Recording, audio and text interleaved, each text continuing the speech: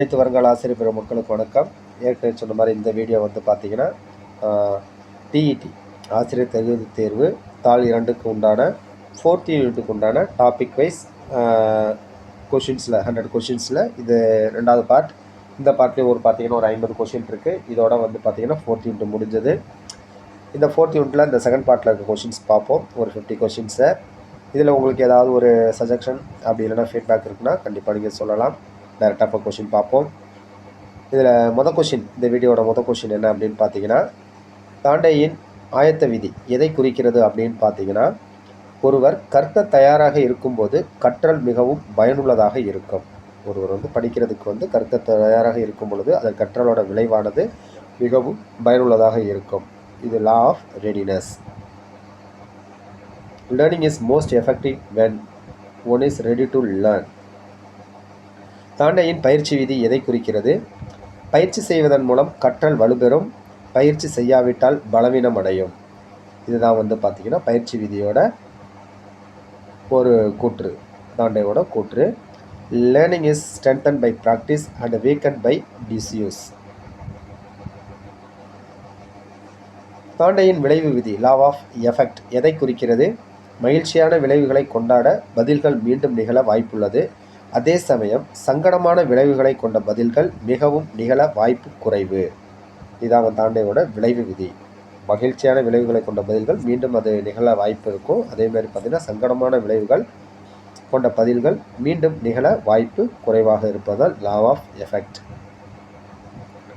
Responses followed by pleasurable consequences are most likely to be repeated, while responses followed by unpleasant consequences are less likely to be repeated. அடுத்து, கல்வியில் தாண்டேயின் இணைப்புவாதத்தின் முக்கிய பங்கு என்ன? சரியான பதில்களுக்கு வெகுமதி அளிப்பதன் முக்கியத்துவம் மற்றும் பயிற்சிகள் மூலம் திறன்களை உருவாக்குவது. சரியான பதில்களுக்கு வெகுமதி அளிப்பதன் முக்கியத்துவம் மற்றும் பயிற்சி மூலம் திறன்களை உருவாக்குவது தான் கல்வியில் தாண்டேயின் இணைப்புவாதத்தின் முக்கிய பங்கு. The importance of rewarding correct responses and building skill through practice. அடுத்தது, தாண்டே தனது பரிசோதனைகளில் எந்த விலங்கை பயன்படுத்தினார்? பூனையை தான் வந்து பார்த்தீங்கன்னா தாண்டே தன்னோட எக்ஸ்பெரிமெண்ட்டுக்கு யூஸ் பண்ணார், கேட்ஸ். அடுத்து, கட்டுமான கோட்பாடு கன்ஸ்ட்ரக்டிவிஸ்ட் தியரி. இதில் கொஷின், கட்டுமான கோட்பாடு எதை கருதுகிறது? கற்றவர்கள் தங்கள் சொந்த அறிவை தீவிரமாக உருவாக்குகிறார்கள். Option C. Learners actively construct their own knowledge. அடுத்து, ஜான் டூயின் கட்டுமான கோட்பாட்டின் முக்கிய பங்கு என்ன? செயல்பாட்டின் மூலம் கற்றல் மற்றும் அனுபவ கல்வி. Learning by doing. Option B.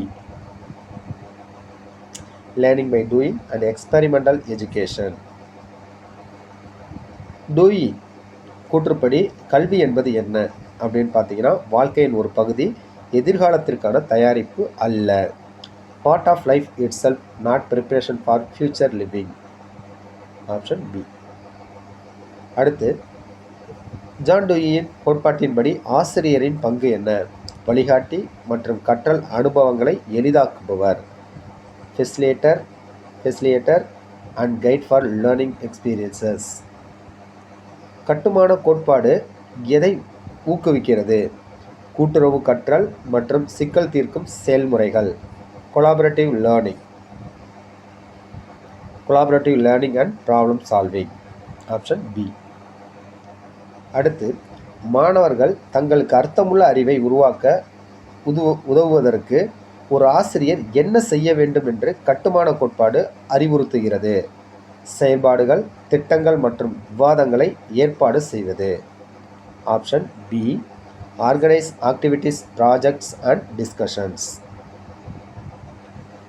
அடுத்து, பிரச்சனைகளை தீர்ப்பதற்கும் புதிய யோசனைகளை உருவாக்குவதற்கும் மாணவர்கள் தங்கள் முந்தைய அறிவை பயன்படுத்த வேண்டும் என்று எந்த கோட்பாடு வலியுறுத்துகிறது? கட்டுமான கோட்பாடு. Option B. Constructivist theory. John Dewey எந்த கல்வி சீர்திருத்தத்துடன் நெருக்கமாக தொடர்புடையவர்? முற்போக்கு கல்வி ப்ரக்ரசிவ் education.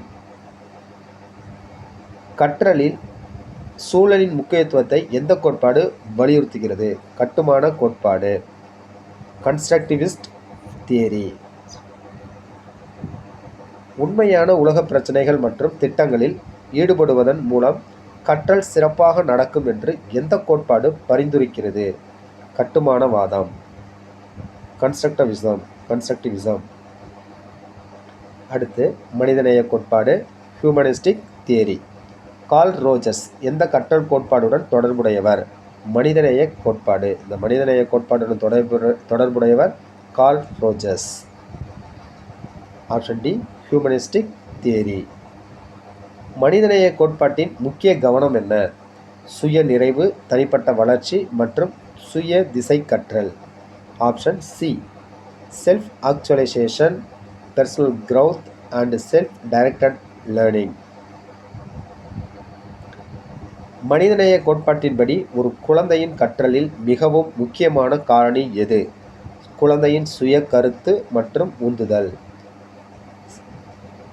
Child's self concept and motivation. Option C. Rogers அர்த்தமுள்ள கற்றல் மீனிங்ஃபுல் லேர்னிங் எப்போது நடக்கும் என்று நம்பினார்?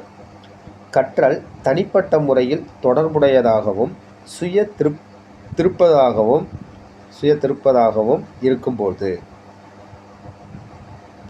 Learning is personally relevant and self initiative.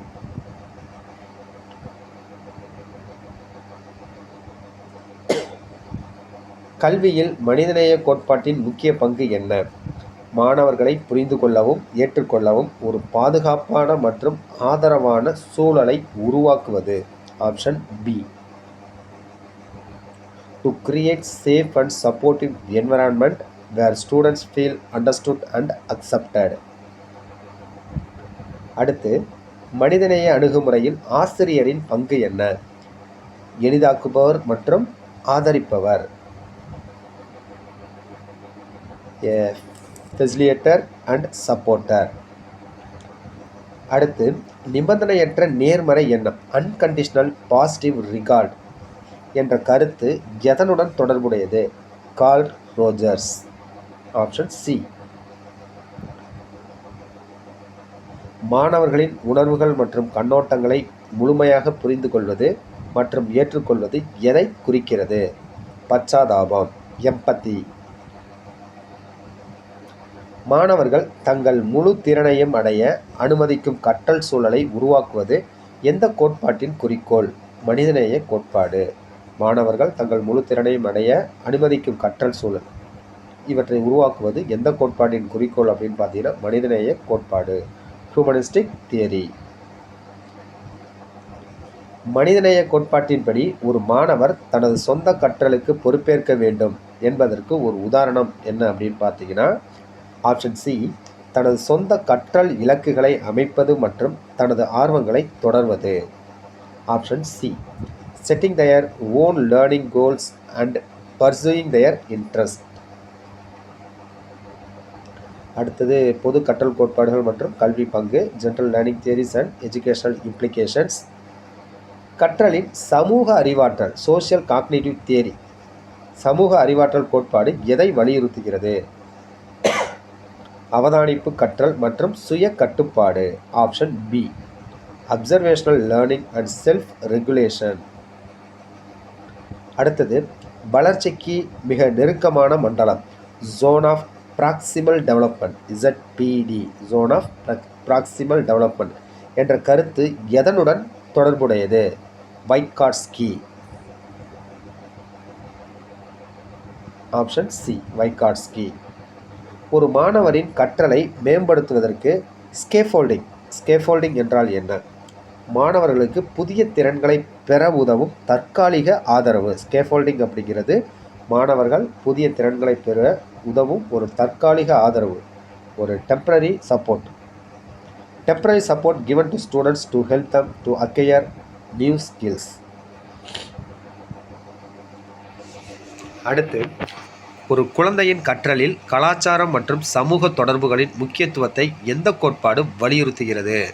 சமூக கலாச்சார கோட்பாடு, சோசியோ கல்ச்சுரல் தியரி. அடுத்து, மாணவர்களுக்கு சுய ஊக்கத்தை வளர்ப்பதற்கு ஒரு ஆசிரியர் என்ன செய்ய வேண்டும்? சவாலான ஆனால் அடையக்கூடிய இலக்குகளை வழங்க வேண்டும் மற்றும் அவர்களின் முன்னேற்றத்திற்கு அங்கீகாரம் அளிக்க வேண்டும். Option C. Provide challenging but achievable goals and recognise their progress. Option C. ஒரு குழந்தையின் அறிவாற்றல் வளர்ச்சிக்கு விளையாட்டு மிகவும் முக்கியமானது என்று எந்த கோட்பாடு பரிந்துரைக்கிறது? பியாஜேயின் கோட்பாடு, பியாஜே தியரி. Option B. கற்றலில் உள்ளுணர்வு, இன்சைட் என்பது எதை குறிக்கிறது?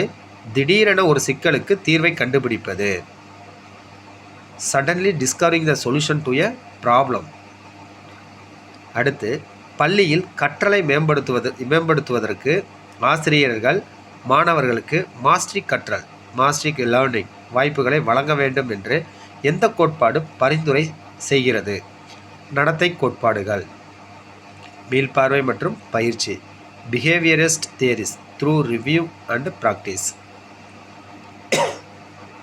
9வது கொஸ்டின் இந்த டாப்பிக்கில், ஒரு கற்றல் சூழலில் மாணவர்களுக்கான தனிப்பட்ட வேறுபாடுகளை அங்கீகரிப்பது எந்த கோட்பாட்டு அணுகுமுறைக்கு முக்கியமானது? மனிதநேய கோட்பாடு. Option B. தகவலை செயலாக்குவது, சேமிப்பது மற்றும் மீட்டெடுப்பது போன்ற மன செயல்முறைகளை ஆய்வு செய்யும் கற்றல் அணுகுமுறை எது? அறிவாற்றல் கற்றல் கோட்பாடு. Option B. Cognitive learning theory. அடுத்து, ஒரு நடத்தைக்கு பிறகு இனிமையான தூண்டுதலை சேர்ப்பது எதற்கு உதாரணம்? நேர்மறை வலுவூட்டல், பாசிட்டிவ் ரீஎன்ஃபோர்ஸ்மெண்ட். அடுத்து, ஒரு நடத்தைக்கு பிறகு சங்கடமான தூண்டுதலை நீக்குவது எதற்கு உதாரணம்? எதிர்மறை வலுவூட்டல், நெகட்டிவ் ரீஎன்ஃபோர்ஸ்மெண்ட்.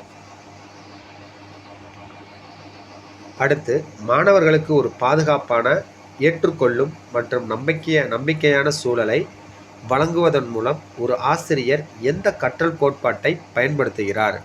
மனிதநேய கோட்பாடு, ஹியூமனிஸ்டிக் தியரி. அனுபவங்கள் மூலம் கற்றல், லேர்னிங் த்ரூ எக்ஸ்பீரியன்சஸ் மற்றும் பிரதிபலிப்பு எந்த கோட்பாட்டுடன் நெருக்கமாக தொடர்புடையது? கட்டுமான கோட்பாடு, டூயியோட கட்டுமான கோட்பாடு, கன்ஸ்ட்ரக்டிவ் தியரி. அடுத்து பார்த்தீங்கன்னா, மாணவர்களை ஊக்குவிப்பதில் ஒருவரின் திறனை டு ரியலைஸ் ஒன்ஸ் பொட்டன்ஷியல் என்ற கருத்து எந்த கோட்பாட்டுடன் மிகவும் நெருக்கமாக தொடர்புடையது? மனிதநேய கோட்பாடு. Option B. Humanistic theory. மாணவர்களின் கற்றல் இலக்குகளை அடையும் திறனில் நம்பிக்கை என்ற கருத்து எதனுடன் தொடர்புடையது? ஆல்பர்ட் பண்டுரா.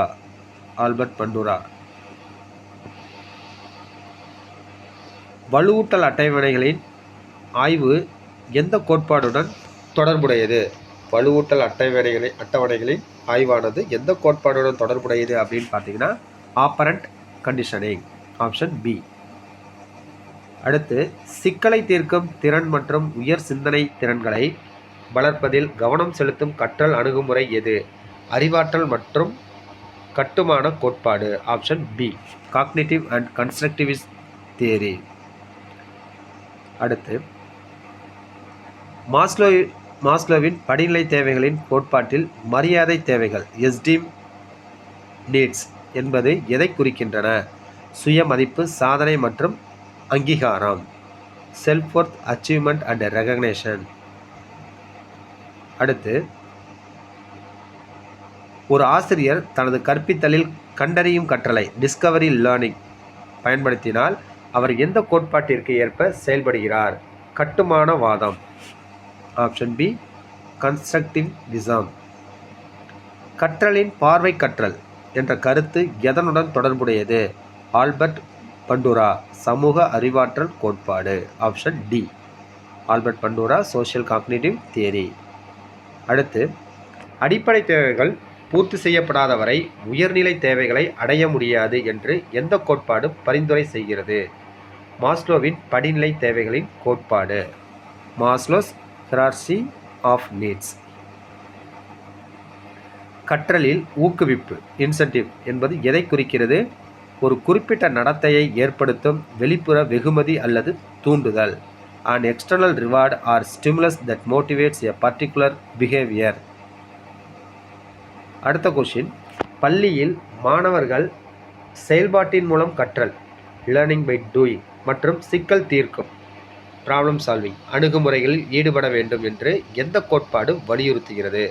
அதாவது வந்து பார்த்தீங்கன்னா பள்ளியில் வந்து மாணவர்கள் செயல்பாட்டின் மூலம் கற்றல் மற்றும் சிக்கலை தீர்க்கும் இந்த அணுகுமுறை வந்து எந்த கோட்பாடு வலியுறுத்துகிறது அப்படின்னு பார்த்தீங்கன்னா கட்டுமான கோட்பாடு, கன்ஸ்ட்ரக்டிவிஸ்ட் தியரி. அடுத்து, பள்ளி சூழலில் மாணவர்களுக்கு மனநல ஆலோசனை கவுன்சிலிங் மற்றும் வழிகாட்டுதல் கைடன்ஸ் சேவைகளை வழங்குவதன் மூலம் எந்த கோட்பாடு ஆதரிக்கப்படுகிறது? மனிதநேய கோட்பாடு, ஹியூமனிஸ்டிக் தியரி. இதோட வந்து பார்த்தீங்கன்னா இந்த 4th யூனிட்டுக்கு உண்டான சைக்காலஜிக்கு ஆசிரியர் தகுதி தேர்வு தாள் 2க்கான இது முடிந்தது. அடுத்த வீடியோ வந்து பார்த்தீங்கன்னா 5th யூனிட்டுக்கு உண்டானது. ஸோ இந்த வீடியோ பார்த்துட்டு உங்களுக்கு ஏதாவது சஜஷன் இல்லை ஏதாவது நீங்கள் சொல்லணும் அப்படின்னா கண்டிப்பாக நீங்கள் உங்களோட ஃபீட்பேக் சொல்லலாம். தேங்க்யூ ஃபார் வாட்சிங்.